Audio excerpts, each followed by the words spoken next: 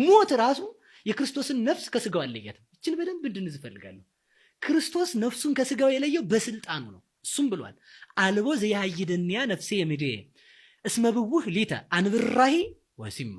ነፍሴን ከእጄ ሊለያት የሚችል ሰው ማንም የለም። ነፍሴን ከስጋዬ የሚለያት በስልጣኔ እኔው ነኝ። ስለዚህ አባት ሆይ ነፍሴን አደራ ሲል ምን አለ ማለታችን ነው? የክርስቲያኖች ነፍስ በእግዚአብሔር ስልጣን እንደምትለይ ነው የሚያጠይቀው። አባት ሆይ ነፍሴን አደራ ሲል ሰይጣን አምላክ ከሆነ ራሱ ነበር መለየት ያለበት። ነፍሴን አደራ ብሎ ለአብ በሰውነቱ ተገብቶ ሲናገር ሰይጣን ወደ ማን ቀረበ? አሃ ነፍሱን ለአብ ሊሰጥ አይደል እኔ ሳለያት ብሎ ሞትን ትቶት እየሮጠ ወደ ማን መጣ ይላል? ወደ ክርስቶስ፣ ወደ ቀራንዮ መጣ። ሲመጣ ፀሐይ ጨልሞ ነበር እንደምናውቀው። ከዛም በኋላ ቀረብ አለ ይላል። ምን አይቶ? ክርስቶስን ስጋውን አይቶ ነው የሚለው። እንደውም አንድ አባት በሃይማኖታ በገብረ ሕማማት ሲተረጉም ስምዖን ዛም ሰይጣን አለ የክርስቶስን እንደውም አንድ ምሳሌ ልጨምርላት እዚች ላይ ማለት ነው። ለምሳሌ አሳ አጥምዳችሁ ታውቃላችሁ አይደል? ወይም ወፍም ይጠመዳል። አሳ ሲጠመድ መቃጥኑ ላይ ምንድነው የሚደረገው? ዳቦ ወይም ስጋ ነገር ይደረጋል። ስጋ ወይም ዳቦ። ስጋ የሚደረገው መቃጥኑን ብቻ ብንሰደው አሳ ይዛል? አይዝም ነው። ለምን? አሳውን ለማቅረብ የሚቻለው በምንድን ነው? በምግብ በሚበላ ነገር፣ በሚበላው በያዘው ነገር። ስለዚህ አሳ ምን ሲል ይመጣል? ምግብ። መቃጥን ምን ይሰራል? መያዝን። ስለዚህ ክርስቶስ አምላኬ አምላኬ ለምን ተውከኝ ሲል አሳ ዲያብሎስ ወደ ማን መጣ? ወደ ክርስቶስ።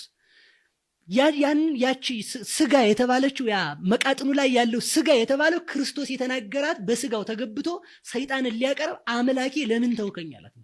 ይሄ አምላክ ኖሮት ሳይሆን ለስጋ አንደኛ ፈጣሪው ራሱም አብም መንፈስ ቅዱስም ፈጣሪው ናቸው ለስጋ። እዛው ላይ ካለው ቃል ጋር ግን ምንድነው ይችን የተነገራት ሰይጣንን ለማቅረብ ነው። ሰይጣን የክርስቶስን ስጋነቱን አይቶ አምላክነቱን አላየም ይላል። አሳ መቃጥኑ ላይ ያለውን ዳቦውን አይቶ መቃጥኑን ሳያይ ዳቦውን ከመቃጥኑ ጋር እንደሚውጠው ሰይጣንም የክርስቶስን ሰውነቱን አይቶ አምላክነቱን አላየም። በግነቱን አይቶ እረኛነቱን አላየም። ካህንነቱን አይቶ አይራጌ መስዋዕት መሆኑን አላየም። ምንድነው ሲያየው እንደ አብርሃም እንደ ይስሐቅ እንደ ያዕቆብ የሚደማ ስጋ መሰለው። መጣ የክርስቶስን የስጋውን ልስላሴ አይቶ ሞት ሊውጠው ፈለገ ይላል። የዚያን ጊዜ እንዲህ ይላል። አንድ ምሳሌም ልጨምር። ምንድነው እንድሪያኖስ የሚባል አንድ አውሬ አለ። እንድሪያኖስ ነው ስሙ፣ አውሬ ነውና ይህ አውሬ ያዞ ጠላት ነው። አዞ ይበላል። አዞን ሲበላ ምንድነው የሚያደርጋት? ከባህሩ ዳር አካባቢ አፈሩን ሰውነቱ ላይ ይቀባዋል፣ ይንከባለልበታል። ከዛ ምንድነው የሚመስለው? እንድሪያኖስ አፈር ነው ሲታይ። ስለዚህ አዞ እንድሪያኖስ የለም ብላ አፏን ከፍታ ወጣ። ግጥም ብላ ስትተኛ አፏን እንደከፈተች እንድሪያኖስ አዞ እንቅልፋም ነው ብለናል። እንቅልፉን ሲለጥጥ አዞ እንድሪያኖስ ባፉ ገብቶ ሆዱን ቀዶት ይወጣል ይላል። ስለዚህ አዞ የተባለ ዲያብሎስ ነው። እንድሪያኖስ የተባለ ክርስቶስ ነው። አፈር የተባለ አዳም መሬት አንተ የተባለ የአዳምን ስጋ መዋሃዱ ነው። ስለዚህ የአዳምን ስጋ ተዋህዶ ወደ ሞት ሆድ ክርስቶስ ገባና ተመልከቱ እንግዲህ ሆድ ውስጥ ባፉ ገብቶ ሆዱን ቀዶት ነው የወጣ ነው ያለው። ሆድ ሲቀደድ የሆድ ዕቃ ይወጣል። ክርስቶስ ወደ ሞት ወረደ።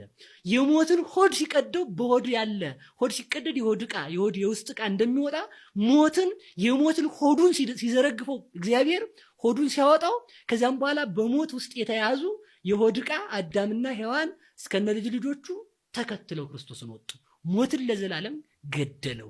ወበሞቱ ደምሰሶ ለሞት፣ በሞቱ ሞትን አሞተው። ወበሞቱ አሞቶ ለሞትም ይላል። በሞቱ ሞትን አሞተው ይላል። ያ ማለት ምን ማለት ነው?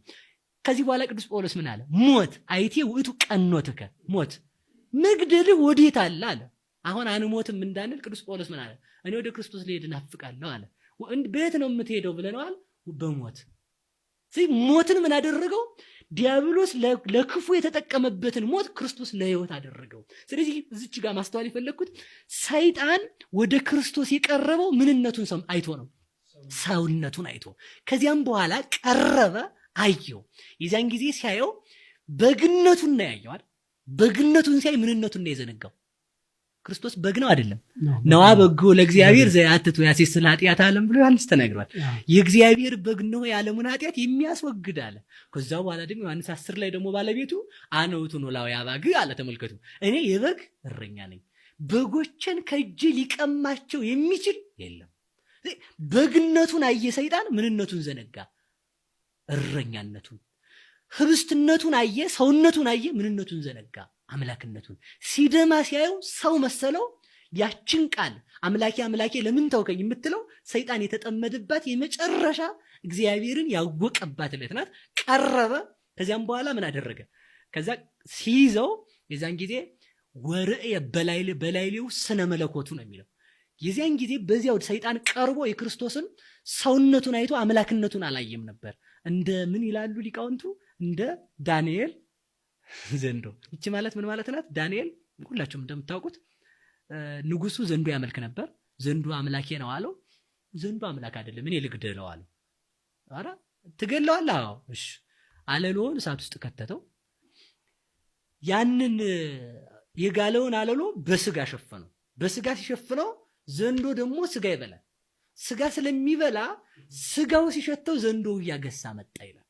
ዘንዶ ሲመጣ ዳንኤል ድንጋዩን አለሎውን በስጋ እንደተሸፈነ አንስቶ ለማን ሰጠው? ለዘንዶ።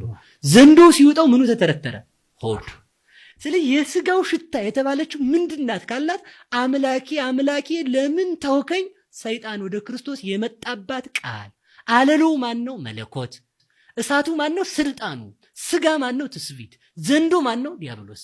ወደ ሆዱ የገባው ማን ነው ካል ወደ ሞት ሆድ ገብቶ ከሞት ጉረሮ ከዲያብሎስ ግዛት ያወጣን ክርስቶስ። ስለዚህ ከዛ በኋላ ያዘው በብርሃነ መለኮቱ ግጥም አድርጎ ሲይዘው ብርሃኑ ብልጭ አለ ይላል። ወርእየ በላዕሌሁ ስነ መለኮቱ ይላል። ከዛ በኋላ ብልጭ ሲል ብርሃነ መለኮቱ ከመስቀሉ ስር ወርእየ ድኑናነ ኃይላተ ሰማያት ድበ አውደ መስቀል ቅዱስ። በመስቀሉ ስር የመለኮቱ ጌጥ ወይንም ዘርፍ ወይንም ውበት የሚሆኑ መላእክት ለከ ኃይል ለከ ጽን እያሉ ከመስቀሉ ስር ሲሰግዱ አያቸው ይላል። ሲያያቸው መሸሽ ነው የጀመረው። መኑ ውእቱ ዝንቱ አለ። ያንኑ የትምህርት ተቋቱ ማለት ይሄ ግን ማን ነው የሚል ጥያቄ ሲጠይቅ ክርስቶስ ይመልስለታል። ከዛ ቀባጠረና ምን አለ? ሰይጣን የተናገረውን ብቻ ልናገር። ምንድነው ያለው እሱ? እኔ አይነኩ ቢነኩ ያድሯል ሲታወኩ ይላል ትምህርት ተቋት ትርጓሜያችን ማለት ነው። ለምሳሌ አንድ ሰው አንድ ትልቅ ባለስልጣንን ተራ ሰው መስሎት በጥፊ ቢል ማታ ሲወጣለት ያድራል። ፖሊሶች ይዘው ሲያሹት ያድራሉ ነው ትርጉሙ እሱ ነው። እና እኔ አልገባይ ብሎ ነው እንጂ አለ ይላል። ሰይጣን ምን ነው ያለው ማለት ነው። እሱ ምን ብሎ የነበር አለ? አልቦ ዘአርገ ውስተ ሰማይ ዘንበለ ዘወረደ ወልደ እጓለ እመሕያው ውእቱ ይነብር ውስተ ሰማይ። ከሰማይ ከወረደው በቀር ወደ ሰማይ እየወጣ የለም ብሎ የነበር እኮ። ወደ መስቀል ሳልወጣ አልቀርም ከወጣሁም ሳላርግ አልቀርም ብሎ ነግሮ የነበር እኔ አልገባኝ አለ ሰይጣን አለና ከዛ እኔ እኮ የበጎች እረኛ ነኝ ብሎ የነበር እንዴት ዘነጋሁት እያለ ሲቀባጥር ክርስቶስ አንድ ቃል መለሰ። የየካሽ መላሽ ነው የሚል ትርጓሜ። የየካሽ መላሽ ማለት የተበዳይ ካሳ ሰጪ ማለት ነው። የተበዳይ ካሳ ሰጪ ምን ብሎ መለሰው? እኔ አለው የተሰቀልኩት ኢየሱስ ክርስቶስ ነኝ፣ የአዳምና የሔዋንን ደም የማላስቀር ክርስቶስ ነኝ አለው ይላል። የዚህን ጊዜ ምን አለ?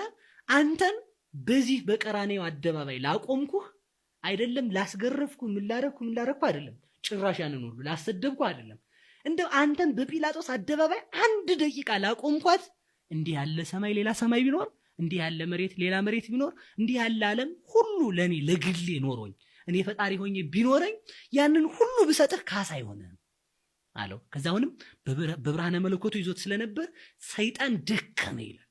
ለዚህ ነው ሰይጣን ሲደክም ምንድነው ያለው? እኔን ከምታጠፋኝ ይልቅ እነዚያን በሲኦል የከመርኳቸውን ነፍሳት ውሰዳቸው። እነሱ ደግሞ ምን አልሆኑም? ለክርስቶስ ካሳ አልሆኑም። ምክንያቱም ሌላ ሰማይ ቢኖር፣ ሌላ መልአክ ቢኖር፣ ሌላ መሬት ቢኖር ያንን ሁሉ ብክስህ ምን አይሆንህም ማለት ካሳ አይሆንህም። ለዚህ ነው ሊቃውንት ምን ይላሉ? እስመ ስማፀር እሙን ውእቱ።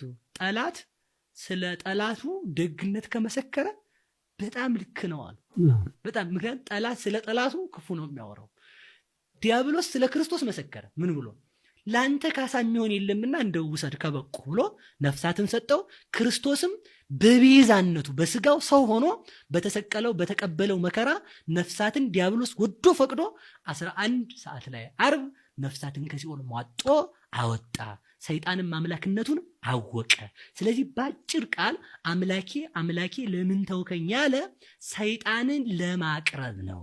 ሰይጣን በዚች ቃል ቀረበ፣ በዚች ቃል ድል ተነሳ፣ በዚች ቃል የክርስቶስን አምላክነት አወቀ።